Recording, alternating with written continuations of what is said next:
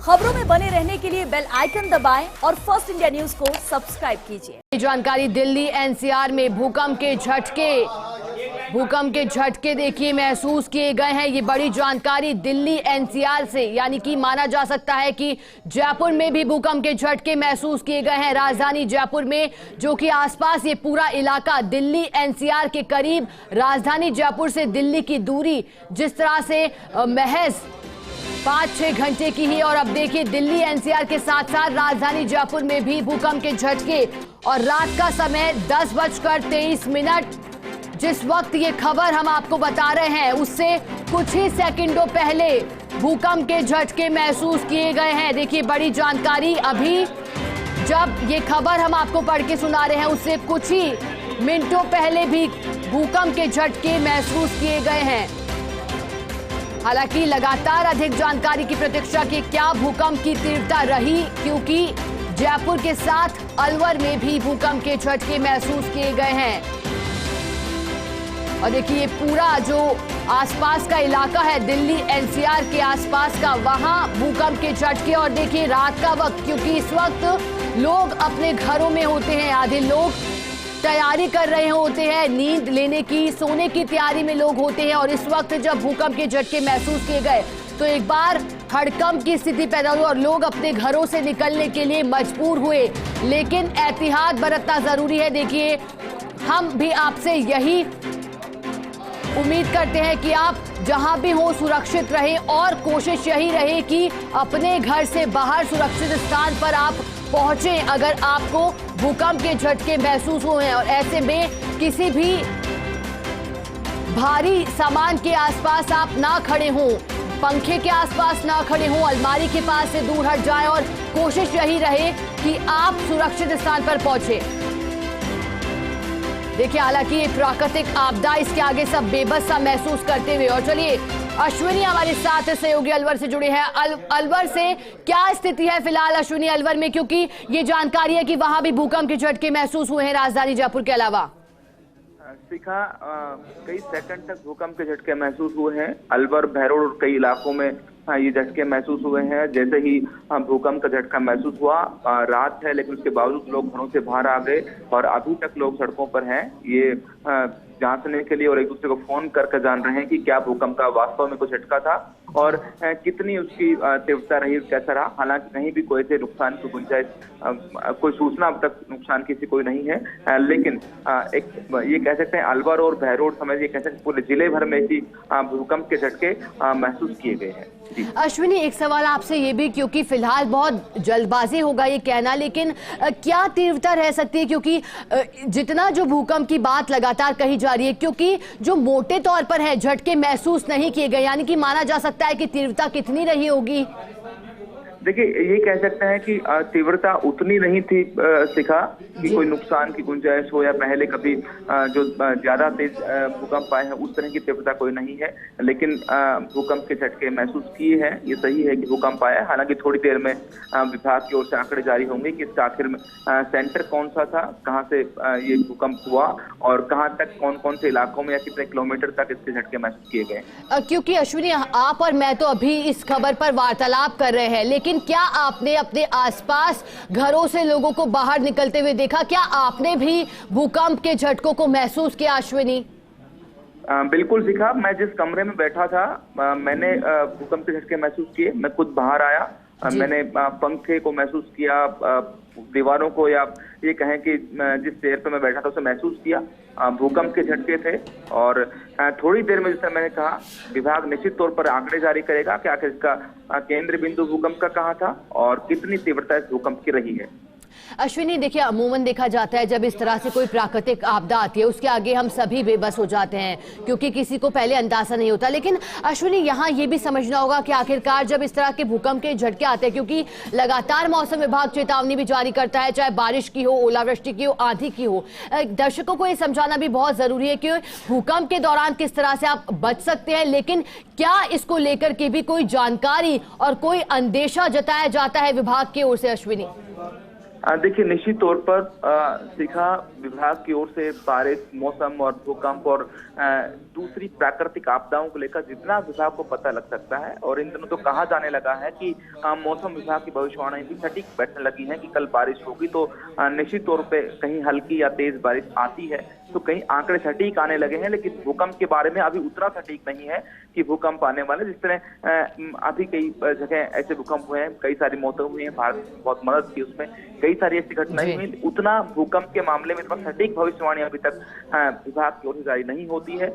लेकिन भूकंप की परिस्थिति में कैसे खुद को बचाना चाहिए, अगर आप कमरे में हैं, अगर आप ग्राउंड में निकलकर मकान से बाहर आ सकते हैं, अगर कमरे से नहीं निकल सकते हैं तो कौन सी मजबूत चीज के सामने, मेज के सामने या बेड के बिल्कुल कोने पे आप अपने आप को बचा सकते हैं। कोई सामान गिरता है, दीवार गिरती है, तो आप उसके बीच में जो जगह गैप बनता है, जो वैक्यूम रहता है, उसमें आप बच सके और आपको शरीर को कम से कम हानि हो। इस तरह की चीजें विभाग की ओर से जारी की जाती है। समय समय पर स्कूलों में बहुत सारे जागरूकता अभियान चलाए जाते हैं कि अगर आग लगे तो कैसे बच सकते हैं, और भूकंप जैसी घटनाएं हो जाए, कोई प्राकृतिक आपदाएं आ जाएं तो वो कैसे उसमें बच सकते हैं। विभाग की ओर से निश्चित तौर पर ऐसी जागरूकता की जाती है। लेकिन ये जो भूकंप के जो झटके आज महसूस किए गए हैं जयपुर में, बिल्कुल अश्विनी, चलिए बहुत शुक्रिया आपका मैसेज जुड़ने के लिए। यही उम्मीद करते हैं कि कोई बड़ी जनहानि यहाँ नहीं होगी, अफरा तफरी के हालात नहीं पैदा हुए होंगे। और क्योंकि जानकारी मिल रही है कि बीकानेर में भी और श्रीगंगानगर में भी भूकंप के झटके महसूस हुए, और हमारे साथ सहयोगी लक्ष्मण राघव जुड़ गए हैं। लक्ष्मण, बीकानेर में किस तरह के हालात, क्योंकि भूकंप के झटके महसूस हुए हैं, वहां क्या लोग अपने घरों से बाहर निकले हैं फिलहाल? निश्चित तौर पर यहाँ पर भी घरों से लोग बाहर निकले हैं। आपको बता दूं, बीकानेर, गंगानगर के जो बहुत सारे छोटे छोटे कस्बे हैं वहां भी भूकंप के झटके महसूस किए गए हैं। हालांकि अभी नेशनल सेंटर फॉर सिस्मोलॉजी जो है, अभी तक उनका अपडेट का इंतजार है, क्या इसकी तीव्रता रही है, कौन सा इसका केंद्र रहा है, ये तमाम चीजें हैं जो बहुत इंपॉर्टेंट होती हैं। और आप जानते हैं कि अर्थक्वेक जब आता है तो रिपीट होता है, तो बहुत सारी चीजें हैं, हम इंतजार कर रहे हैं। नेशनल सेंटर फॉर सिस्मोलॉजी बहुत जल्दी इस बारे में जानकारी देगा। लेकिन निश्चित तौर पर जिस तरह के भूकंप के झटके आम आदमी ने महसूस किए हैं, उसके बाद से ही एक डरता सा माहौल है।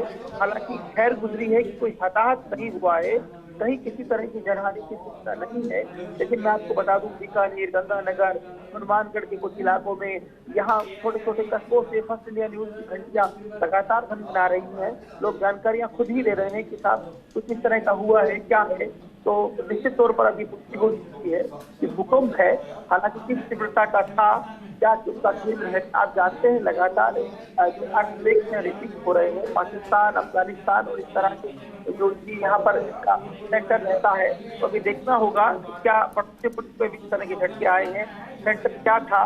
दिल्ली में भी भूकंप के झटके महसूस किए गए हैं। तो निश्चित तौर पर देखिए, लगातार जो परिवर्तन हो रहे हैं उसी के तहत लगातार इस तरह के अर्थक्वेक बार बार, और उसकी मानगी है कि बीकानेर, गंगानगर और हनुमानगढ़ के कुछ हिस्से में भी कहा जा रहा है झटके महसूस हुए हैं। लेकिन बीकानेर में तो साफ तौर पर दिख रहे हैं, लोग घरों से बाहर आए हैं, बाहर निकले हैं।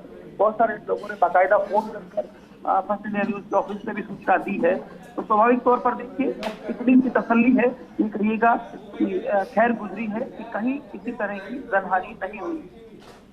लक्ष्मण, क्योंकि रिएक्टर स्केल पर यह अनुमान लगाया जा रहा है, फिलहाल प्रारंभिक तौर पर जो सूचना आ रही है कि 7.7 रही है भूकंप की तीव्रता। लक्ष्मण, जरा आप हमारे दर्शकों को यह भी समझाइए, क्योंकि अभी जिस तरह से भय का माहौल है, विजुअल्स भी हम लगातार दिखा रहे हैं कि लोग घरों से बाहर, एक बार तो डर के हालात पैदा हुए, क्योंकि लक्ष्मण ये वो वक्त जब लोग सोने की तैयारी कर रहे होते हैं। तो लक्ष्मण, आप जरा समझाइए कि 7.7 की जब तीव्रता रहती है तो कितना भूकंप प्रभावी होता है, कितना इससे जो है एक तरह से नुकसान हो सकता है? देखिए, निश्चित तौर पर ये आप जो बात कह रहे हैं 7.7 का मतलब जो हम इतना समझता हूँ मैं सरकार के नाते, हालांकि हम पर निश्चित तौर पर भूगर्भ शास्त्री जो स्पेशलिस्ट है उनकी राय महत्वपूर्ण होती है, बस फिर भी ये कहा जा सकता है ये जहाँ केंद्र रहा उसके आसपास के इलाकों में जरूर थोड़ा बहुत हो सकता है। लेकिन इस तरह के भूकंप से माना जाता है कि आज यहाँ अगर आप देखें, इसका केंद्र अगर दूर है तो बहुत ज्यादा किसी तरह की बहुत बड़ा नुकसान की आशंका नहीं होती। तो वो यहाँ भी लगा है, केवल झटके महसूस किए गए हैं और किसी तरह की ना कोई कहीं जनहानि है ना किसी तरह की धनहानि है। तो ये इम्पोर्टेंट है। फिलहाल जो है मैं दिखाने की तस्वीरें जो देख पा रहा हूँ वो जल्दी आप स्क्रीन पे भी चलाएंगे, हमने भेजा है वो सब। लोग घरों से बाहर निकले हैं। एक अजीब सा डर का माहौल भूकंप का नाम सुनकर ही होता है, वो यहाँ भी नजर आ रहा है। लेकिन फिलहाल किसी तरह की जनहानि या किसी भी तरह की कोई धन की हानि की भी सूचना नहीं है।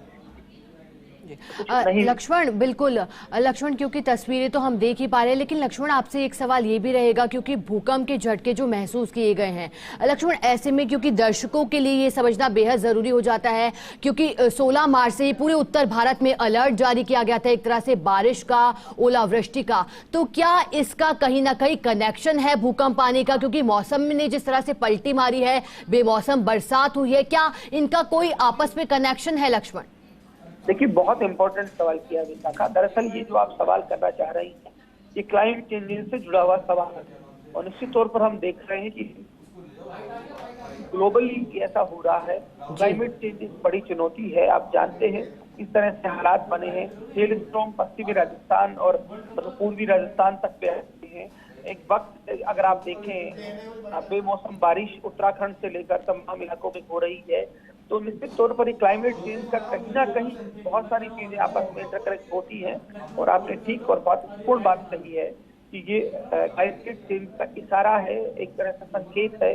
बार बार इस तरह की लक्ष्मण, एक बार आपको रोकना चाहेंगे। पहले जिस तरह से लगातार प्रतिक्रिया आ रही है भूकंप आने के बाद लोगों की, वो दर्शकों को एक बार जरा सुना देते हैं।